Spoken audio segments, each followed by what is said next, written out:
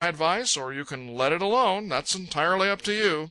Only don't blame me if you come back here some day all telescoped up amidships. And please don't consume time which is reasonably valuable to me, however lightly you may regard it, by telling me now about slim men who eat more than you do and yet keep their figures.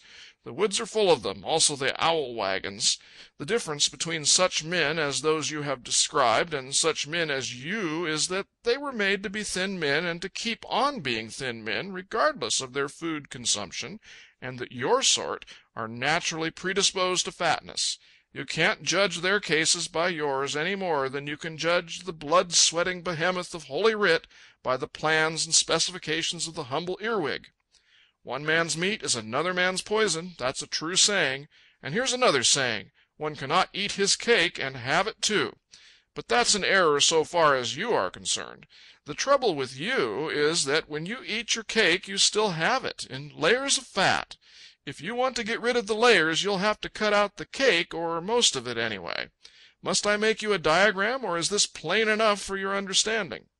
It was, abundantly, but I still had one more bright little idea waiting in the second-line trenches. I called up the reserves. "Ahem," I said. "Well now, old man, how about trying some of these electrical treatments, or these chemicalized baths, or these remedies I see advertised?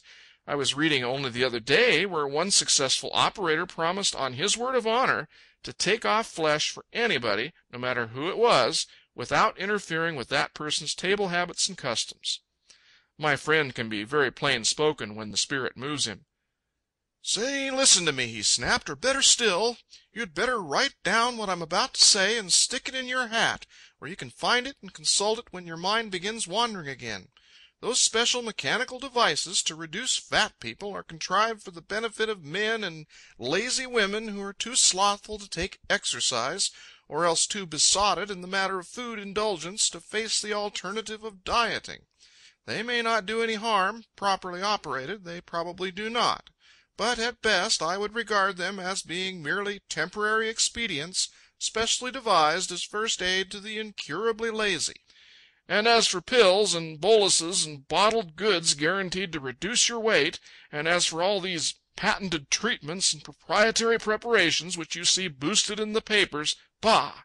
Either they are harmless mixtures, in which event they'll probably do you no serious injury, but will certainly do you no real good, or they contain drugs which taken in excess may cut you down in size, but have the added drawback of very probably cutting short your life. No, sirree, for you it's dieting, now and from now on. You may be able to relax your diet in time, but you can never altogether forgo it. Give us this day our daily diet, that's your proper prayer.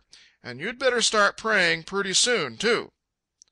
"All right, Doc," I said resignedly, "you've practically converted me. I can't say I'm happy over the prospect, but if you say so, I'm prepared to become a true believer.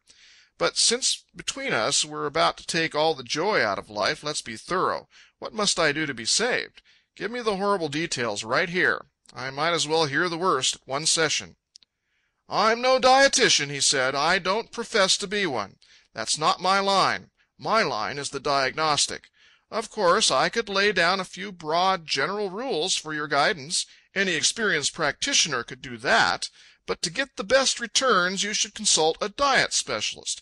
However, in parting, I have several paying guests waiting for me, and we are now about to part, I will throw in one more bit of advice without charge. No matter what suggestions you may get from any quarter, I would urge you not to follow any banting formula so rigorous as to take off your superfluous flesh very rapidly. Take your time about it. If you live as long as both of us hope you may, you'll have plenty of time. There's no rush, so go at it gradually. Be regular about it, but don't be too ambitious at the outset. Don't try to turn yourself into a tricky sprite in 2 weeks.